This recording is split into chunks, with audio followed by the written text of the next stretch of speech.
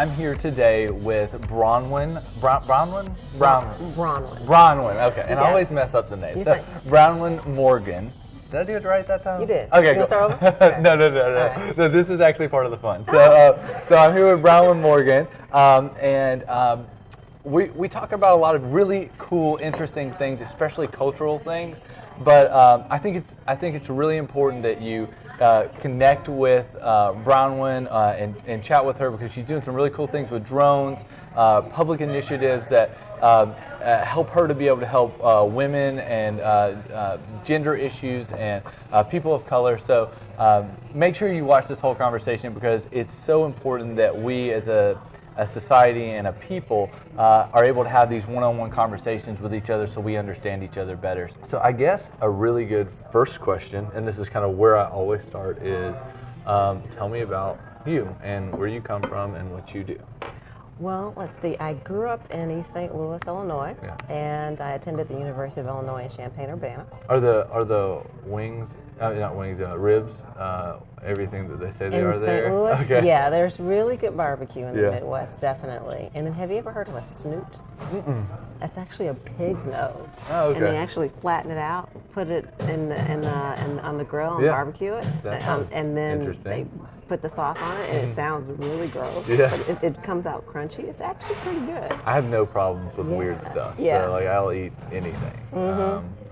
So you grew up. You actually met somebody and chatted with them from the Champaign-Urbana campus, I guess is what Champaign-Urbana. So is that the University of Illinois that's the orange and blue? Orange and blue. Okay, Fighting cool. Illini. Also, Fighting Illini. Yeah, okay. no, and probably it's one of the top 10 engineering schools in the world. Now, is this engineering like computer engineering, or is it across the board? Across the board. Yeah, Okay, cool. you know, electrical, mechanical.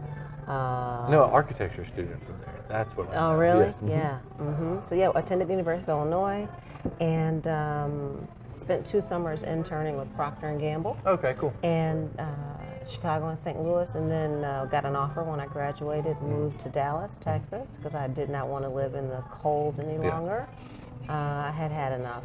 And worked for P&G, moving up the ranks from sales rep to manager, and then all roads at Procter & Gamble lead you to Cincinnati, Ohio. Mm-hmm. So lived in Cincinnati for several years. So it was all CPG stuff, or? All CPG at the time. Okay. But also while I was there, I mean, most of my responsibility was sales and sales management. Mm-hmm. But then I got into special projects around launching new products, which became a really interesting journey for me. And it was more around innovation and how we're thinking about bringing new things to market, which P&G is excellent at doing. Yeah, absolutely. And was recruited away from P&G to come work for Coke and moved to Atlanta in 1996. Okay. And have various responsibilities there in key account management, and then did a stint out of that more traditional role, managing big customers, to a group called eBusiness eVentures, where we actually spent time vetting new technology and innovation for the entire enterprise. So was the whole name eBusiness eVentures, or was there a division that was this? Because I know there's an eVentures, which is an actual venture capital fund. Mm-hmm. No, it was at the time when when we were doing it, we were just one unit. Okay. And so we worked closely with our M&A group. But we were out looking for new tech, so we spend a lot of time out in the valley, but all over the place really, looking at .com concepts, hardware, software, other things we just didn't know even what they were and how we would use them. But the biggest issue for us, and that was like 99, 2000, how can we find the next big and best thing and bring that into the organization? And what does that look like? And then how do we commercialize it? How do we bring that to the market? And then what's our role with that particular startup? So back then we were working with some household names, you know, now in terms of tech brands that were still just kind of building up, like eBay and some others. And then we're working with a lot of startups that don't exist anymore. They just, you know, they didn't make it. And did that for a while, and then left Coke in 2004 to start my own journey, and became an entrepreneur in 2004. Left the corporate concept of my background around sales and marketing and strategy behind, and actually I started an interior design company, because I knew there was a creative part of me that I hadn't explored. And I had been taking some classes on the side while I was at Coke with this amazingly demanding job, traveling all over the place. And I started doing projects, and I liked it so much, mostly residential stuff. And then I left, and I started doing other commercial projects, and I was like, oh, I kind of like this. But then I actually went to work in the industry for the second largest furniture manufacturer, and did that for a while. And I recognized I really like this, and I need to go do this on my own. Designed my own line, went to the English countryside to learn furniture making, went to China to vet manufacturers, and went to London to look for money. And then the market crashed, and all those dreams went with it. Oh, I know. So I was an architecture student in 2006, 2007. That's how I know Charlton. We went to architecture school together. And during that time, I taught myself software and how to build software. And the industry, everything crashed, and I had some consulting gigs. And I was like, well, let's see how this goes. And one of my consulting gigs, like, I walked in and I said, they were asking me, like, what technologies do you work in? And so I was like, I do this, which is there's a Rails framework called Ruby on Rails, in which I build a bunch of stuff in, and they needed that. And one of the people that was going to make the decision on how much I made in the interview left the room, and the other two were like, so how much do you charge? Like, because they were really used to being like overcharged for stuff. I was like, I have no idea. I mean, I've been charging like $40, $50 an hour, and they were like, listen, say $100 an hour and don't ask for less, and he'll say yes with your experience. And I was like, okay, cool. So I said $100 an hour. They immediately said yes. And I was like, okay, I'm not doing school anymore. This is a waste of my time. And so I started building software for agencies and brands and things like that. And that's kind of how I started on the software side. It was part necessity and part that nobody was getting jobs in architecture. Right. And you could, like, literally, I think we started out with 250 people in our class, and then by your fifth year of school or fourth year of school, there was only like 30 or 40 in each class. But then of the 30 or 40 that graduated in the class that I would have graduated in, they had 2 people to get jobs in architecture, and that was it. Wow. And the rest of them were like truckers and retail associates, and they had their degrees and they didn't get it. And like Charlton went into the startup world, and, as opposed to being involved in that. And then he also did like event stuff before that. And so there was just no opportunities during that time. And so software was actually going crazy, and even though the economy was downturned, like, everything in software was really insulated. And so that's kind of what we did. Wow. Yeah. Well, I mean, I think everybody has a part of their journey where they've pivoted before that became a word, if you will. Because after that loss, I went back to work in industry, and I went to work in the entertainment industry. Okay, so it wasn't CPG at that time. No, okay. and actually, while at Coke, I was in a group called Entertainment Partners for a while. Oh, okay, cool. You get to do a lot of really cool stuff at some point in your career. You get to, over several years, you get to, change jobs. Yeah. And so went into that world, and I was being introduced to a lot of new tech. And it then took me back to my days at Coke when I was in the e-business group, and things like AR and VR, robotics, just started to come online for me, and I thought, there's a lot of opportunity here. And I left that company in, I don't remember what year it was, maybe 2012, and then I started Subculture Innovation in 2013 because I recognized there was a need for someone that could speak both the client side and understood the business side of organizations and consumers, and how do you bring that to life, but someone that could also speak this kind of tech and innovation language. And I've really kind of morphed that and really shifted that even into more of a futurist, and helping organizations figure out their strategy for how to move forward with either their existing capabilities, but also to prevent disruption and to really be innovative. How do you really embrace that, and what does your company look like in 20 years? What do you want to be? And I find that oftentimes a lot of people they struggle with answering that, because in most organizations people aren't trained to think that far. They're only trained to think as far as their performance plan takes them. Yeah, it's self-preservation, not actually like future casting. Exactly. And without that, you are pretty much a sitting duck for disruption. And one of my mantras is your size and your money won't protect you, and it won't. Because somebody will come along and find out the holes in what you're offering, and they'll do it better. And if you're a huge company, it's going to take so long for you to react to that they'll eat your lunch. And being in that corporate environment, I also recognize you can't buy your way to innovation either. We're just going to go buy a bunch of startups to do this. Maybe one or two that help you and enable some capabilities that make you stronger, better, faster. But when it comes to true innovation, that has to be organic and has to be germane to your vision for the future. And it's not necessarily specifically in the sector that you're in. It could be in an adjacency, but where do you need to invest your money, your time, your people, and your resources to reach that future goal? And so that's a blend for me of futurism, strategy, and then basic business principles. So I really enjoy that. And of recent, of all the technologies that I get access to and that I get a chance to look at and work with, I have decided to put down a new flag outside of the consulting work with a new company called Wings Drones. Oh, cool. And so I'm starting a new drones as a service company. Oh, cool. I've got a drone in my bag. So. Yeah. Which one do you have? I have a DJI Mavic Pro. Yeah. Oh, that's great. Yeah, it's like my just favorite. right, tight and tiny. And I recognize that this is a huge space and one that has predictions for very significant growth in the billions in a very short period of time. But I've always been an aviation buff. I wanted to be an astronaut and an airline, a fighter pilot.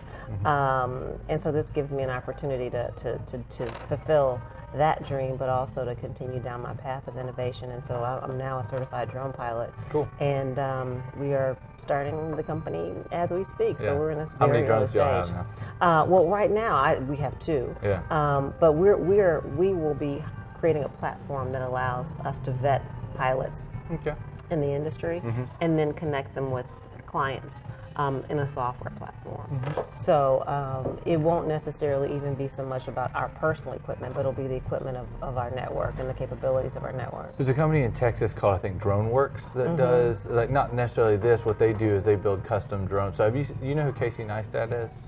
He's a big YouTuber, but he also has made a bunch of films and stuff like that. But maybe I do. That does sound familiar. So he did a video. Look it up when you get a chance on YouTube. That's Casey Neistat's Christmas video, and they built this drone that was huge. It's one of the largest. It's the only drone that can sustain an individual, so it can pull an individual up and fly them around. Huge payload. Yeah. And so they built that, and he was like snowboarding with it and everything. It's a big like viral video and everything. I have to see that, but it's really cool. Sound Casey Neistat. Yeah. I have heard of him. Yeah, he's super big in the YouTube world, but he's probably got like 7 million people that follow him on YouTube, and he's up in New York, but he's a big drone person too. Well, I say that he flies drones and gets in trouble with them a lot of times. So, yeah, I bet he does. But I've gotten in trouble once or twice, not too much. I was downtown Chicago a couple weeks ago, and there's an area that was a fly zone. It was clearly a fly zone, but then somebody walked up and told me I couldn't fly there. Are you certified? Yeah, I'm certified. Okay, good. Okay. And so and so that whole process and just like dealing with whether you can or you can't, and then the lack of knowledge of other people whether you can or can't. So like, even a lot of the police or any of those places, they'll tell you no, but they don't know like you can in these places. Is difficult because the people that actually can say you can't do something don't know what to do. They don't. You know, like the police or something. That's an like issue, and I think that there are several different organizations that are actually going out to train local LEOs on drones and what does this really mean, and where can we fly? Where can't we fly? And the regulations are, in my opinion, the right thing to do, because this is a craft. Although it's small, it's an aircraft. And a lot of people that are buying drones over the counter are opening themselves to significant liability and potential, real danger in the event that there is an accident. And so I think it's smart that we do this in a way that's measured, because when I tell people about what could potentially happen, they're always like, when they're not certified, they're like, oh my God, are you serious? I'm like, yeah. And I'm like, and you're going to be responsible for it. No idea. So your homeowner's insurance won't cover you, and now you've got to have specific aviation insurance, and they're just like, I had no idea. And as we're thinking about autonomy, and the birds flying on their own and beyond line, beyond visual line of sight, flying at night, flying over people. Those are all things that the FAA right now is trying to figure out, like, how do we do that? And there are a couple of platforms that are being worked on to help, what does that look like? So anti-collision sensors on the birds, as well as unmanned traffic management systems that are actually being worked on at the private sector level. I know NASA's also working on a platform, but how do we manage the skies? Because if you put up 10,000 drones over major cities across the U.S., that's a lot of aircraft with other commercial aircraft, military aircraft. The skies become crowded very quickly. And so we're all patiently watching and waiting, but at the same time, for industry, things like delivery are interesting, and everybody's ready to do it.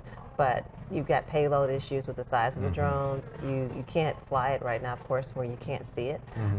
So as those things change, and as we change with it, I think people will become a bit more comfortable. But we've got to address the privacy issues, because you're right, people are very nervous about it, and I understand why. Because there are people who will use these drones irresponsibly, and privacy is a huge issue for people. So if there is one thing that I guess you would need help on, like if this was a platform that would allow you to get some help on something, what would it be? I think it's always more customers. And so, at least on the drone side of things, we're building out our customers. So we're looking for customers in those sectors that I mentioned, and we're also looking for qualified pilots. So those are the two areas. And I think also, where I will continue to do some consulting on subculture, that's always open. And there's not a sector that I can't go into when it comes to innovation and helping an organization think about the future. Because this is bigger than a sector. This is about a way of thinking that enables a business. And I've touched enough businesses in my life to understand the levers that create success. But yeah, for me, it's about that. And then I think in the Atlanta area, because of the work that I've been doing with Startup Atlanta, I also founded an organization called Black Women in STEAM. Just ensuring that we are inviting everybody to the table, and that we're creating an ecosystem, again, that's very balanced, and that people aren't afraid to talk to each other and get engaged, because some of the best ideas are just, they're these great little gems, and they're just sprinkled throughout. It's almost like an Easter egg hunt. And if you're only hunting in one lawn, you're missing so many other ideas. Yeah, exactly. And once here's what I found too, Billy.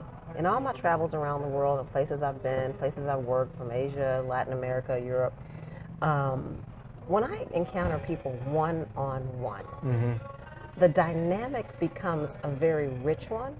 It usually, for those that don't have a wider exposure to other people, it becomes an interesting petri dish of like understanding and questions. But for most people who do have a global lens, it's just rich. And I've encountered people in just so many little nooks and crannies and small villages, people in major metropolitan areas, and I have not encountered as much of the opposition and racism that we often see, the propaganda that groupthink provides. That one-on-one, you get to know somebody, and it's like, gosh, there's more of you that's associated with me than I ever thought. You've got some of the same issues, dreams, concerns that I do. That's interesting. So that, I guess that goes towards like the insulation of Facebook and things like that, where you hear the same voice over and over and over again, that groupthink that you're speaking about. And if you were to have those one-on-one conversations with somebody, it wouldn't actually, you wouldn't have those same perspectives. You wouldn't actually have those same biases and things like that. So that's interesting. But you're talking to a human being, another person. And, we all get up in the morning, begrudgingly, most of us, and, we eat our Fruit Loops or whatever. And sit in 2 hours of Atlanta traffic. Exactly, wherever you live. And, we're all trying to make a difference every day, even if it's to just our family or just to ourselves. But some of us have a larger mission. And we want good things for our families, for our communities. We want to, people to have access to some clean water and good food and safety and security. And to in any way think that I should control that for other people is a grand disaster and egotism. And it just breeds on itself. I teach meditation, and so I think about these principles. And I recognize that the more open you are and the more that you give, the more you get. And so back to your question, it's the more people that I can help build and bring into this ecosystem, whether it's through Startup Atlanta, whether it's through Black Women in STEAM, whether it's through Wings Drones, whether it's clients we touch with subculture. That's the mission. That's interesting, because I look at it as I was a baseball player in college, so I look at it as an at-bat thing. So like in professional baseball, you can fail 7 out of 10 times and make it to the Hall of Fame. You can bat 300 and make it to the Hall of Fame. And for me, it's how many times can I get up to bat? You know what I mean? To make sure that I can normalize that over time and actually have the opportunities needed to be successful. And so I think you make a really good point.